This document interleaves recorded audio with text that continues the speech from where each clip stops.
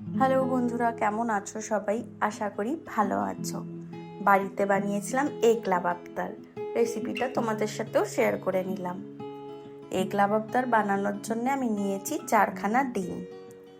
ডিমগুলোকে আমি প্রেসার কুকারে সেদ্ধ করে নিলাম একটা সিটির মাধ্যমে।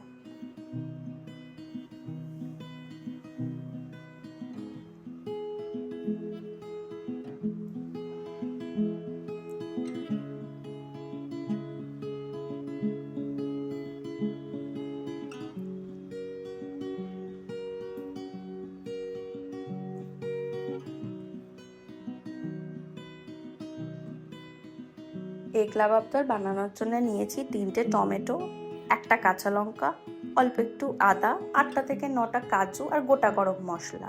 গোটা গরম মশলার মধ্যে নিয়েছি এলাচ, দারচিনি আর লবঙ্গ। তারপর একটা কড়াইতে আমি জল নিলাম।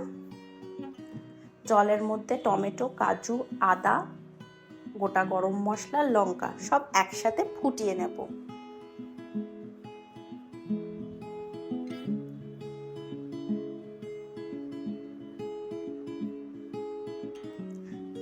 ফুটানো হয়ে গেলে ঠান্ডা করে নেব। তারপরে টমেটো থেকে খোসাগুলোকে ছাড়িয়ে নিলাম, কারণ আমি এইটার মিক্সিতে পেস্ট করব। খোসা থাকলে ভালো হবে না।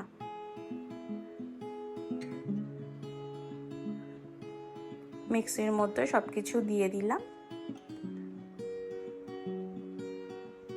দিয়ে স্মুথ একটা পেস্ট তৈরি করলাম। দেখো ঠিক এই রকম। তারপর নিলাম 3টে পেঁয়াজ। পেঁয়াজগুলোকে লম্বা লম্বা করে পাতলা পাতলা করে কেটে নেব।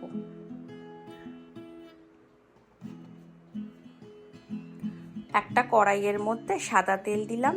তেল গরম হয়ে যাওয়ার পর দিয়ে দিলাম 2খানা তেজপাতা, 2খানা শুকনো লঙ্কা, দিয়ে ভালো করে একটু নাড়াচাড়া করে নেব লো ফ্লেমে। তারপর কেটে রাখা পেঁয়াজগুলো দিয়ে দিলাম। দিলাম সামান্য চিনি, এতে ফ্লেভারটাও ভালো আসবে, কালারটাও ভালো হবে।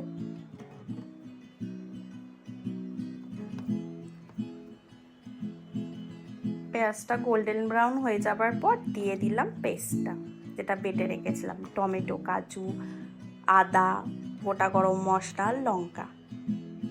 দিয়ে দিলাম হলুদ গুঁড়ো কালারের জন্য। এই মশলাটাকে ঢাকা দিয়ে দিয়ে কষতে হবে। তেলটা যেই ছেড়ে দিল, দিয়ে দিলাম 1/2 লিটার দুধ। তোমরা চাইলে দুধের জায়গায় ক্রিমও ব্যবহার করতে পারো, ওটা বেশি ভালো হবে, তবে আমি দুধে ব্যবহার করেছি। দিয়ে দিলাম স্বাদ মতো নুন।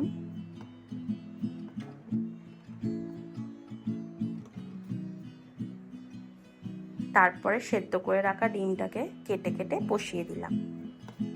দিয়ে দিলাম কাসুরি মেথি, আর একটা সেদ্ধ ডিমকে আমি এর মধ্যে গ্রেট করে দিয়ে দেবো, লাবাবদার বলে কথা।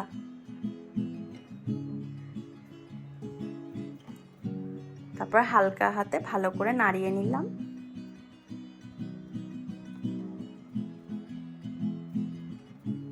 দিয়ে দিলাম শাহি গরম মশলা গুঁড়ো।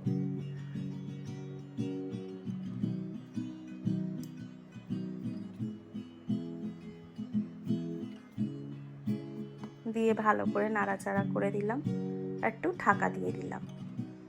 তৈরি আমার এগ লাবাবদার।